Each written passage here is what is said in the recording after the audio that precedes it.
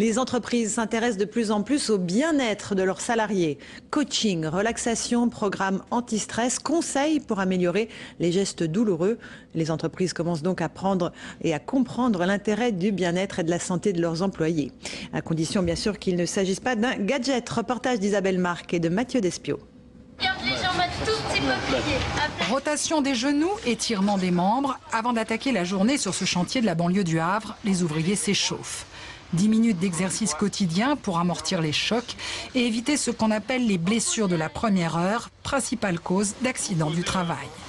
Ça permet de démarrer la journée un peu plus avec confiance, quoi. La difficulté, c'est de ne pas être chaud au niveau des articulations. Et puis de se froisser un muscle souvent là. Changement de décor, Vincent ne manque jamais sa séance de relaxation. Pas de point de tension en particulier, Vincent?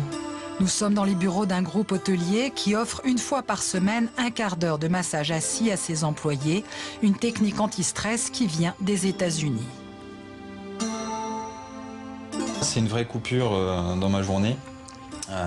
C'est un moment en fait qui nous est offert par la société et on essaie d'évacuer tout ce qu'on peut avoir comme pression de la masse de travail que l'on a. En France, on n'a pas cette culture, mais il y a une forte croissance de demande de ce genre de prestations, en particulier en région parisienne, où le stress est au maximum. Quand ce directeur a proposé à son patron de mettre en place ce service il y a quelques années, personne n'y croyait. Aujourd'hui, cela fait partie de la stratégie interne de l'entreprise. C'est un gadget si c'est fait tout seul.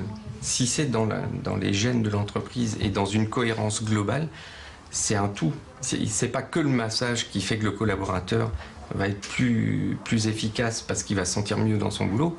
C'est le massage plus l'attitude managériale plus d'autres points qui font que, voilà, c'est un tout. Une démarche qui a du mal à s'imposer dans les entreprises. C'est ce que déplore Michel Veil, le monsieur qualité de vie à l'Agence nationale pour l'amélioration des conditions de travail. Pour moi, ce qui bloque, c'est la prise de conscience du lien qu'il y a entre l'efficacité et les conditions de travail.